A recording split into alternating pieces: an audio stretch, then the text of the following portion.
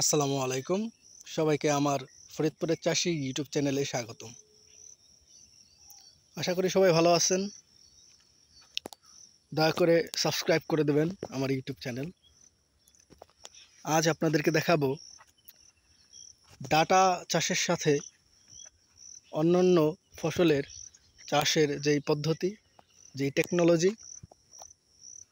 সেটা ঘুরে ঘুরে ফরিদপুর জেলায় যে সমস্ত উঁচু জমি রয়েছে সে সমস্ত জমির এলাকাগুলোতে ধুন্দুল, ঝিঙা, পটল এগুলো চাষ হয়ে থাকে।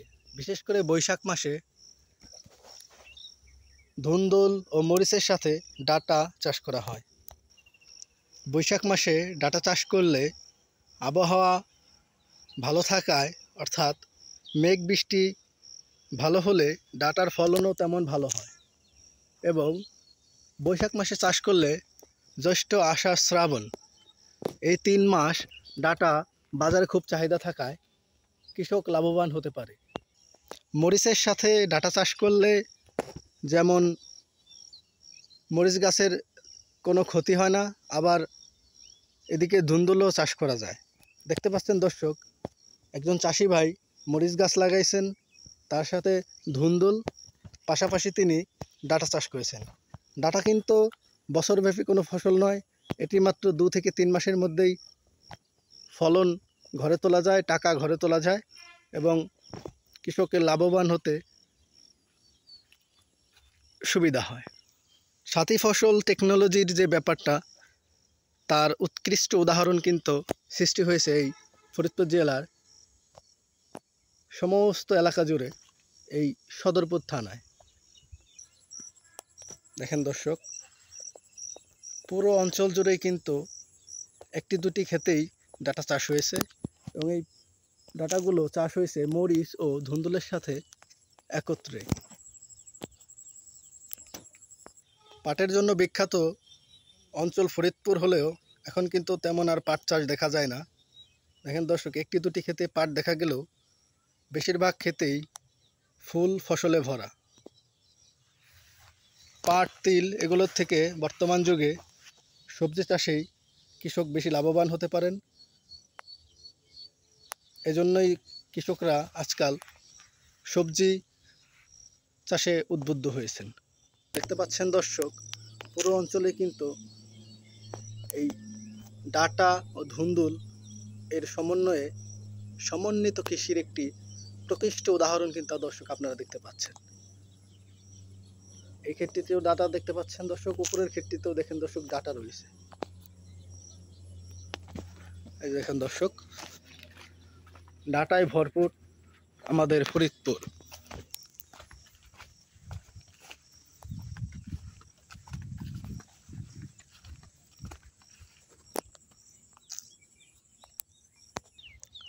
দেখতে পাচ্ছেন দর্শক, একজন কৃষক ডাঁটা খেতে ওষুধ দেওয়ার জন্য প্রস্তুত হচ্ছেন।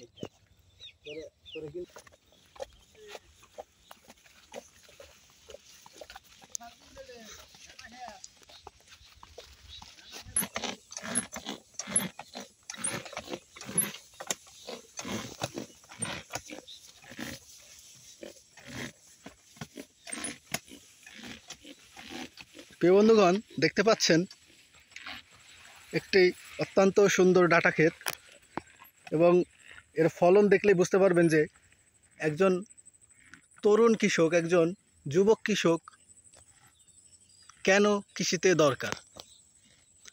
দেখেন দর্শক, ডাঁটার বাম্পার ফলন। ফরিদপুর অঞ্চলে একজন কৃষক আতিক ইসলাম চাষ করেছে এই ডাঁটা, সাথে তিনি চাষ করেছেন মরিচ এবং ধুন্দুল। দর্শক, তার কাছ থেকে জানবো আমরা তিনি এই ডাঁটায় কি কি সার ব্যবহার করেছে, কি জাতের ডাঁটা কোন মাসে রোপণ করেছে।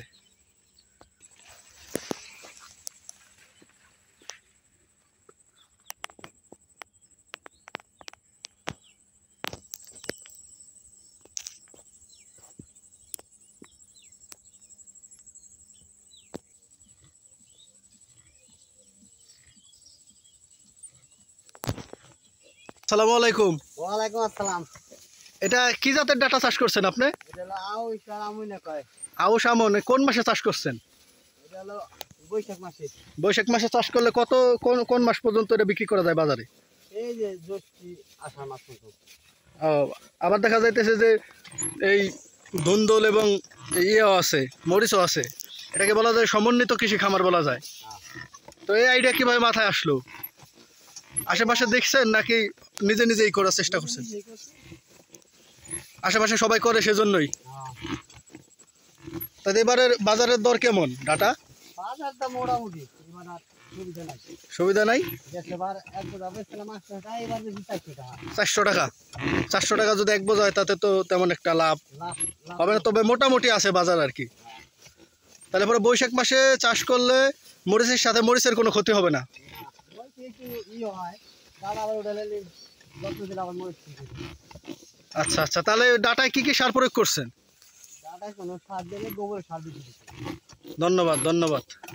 দর্শক দর্শক শুনলেন সেই চাষি ভাইয়ের কাছ থেকে, তিনি জানাচ্ছিলেন যে ডাটা যদি চাষ করেন মরিচ এবং ধুন্দুলের সাথে, বৈশাখ মাসে চাষ করলে জ্যৈষ্ঠ আষাঢ় শ্রাবণ এই 3 মাসে কিন্তু ডাটা শেষ হয়ে যাবে।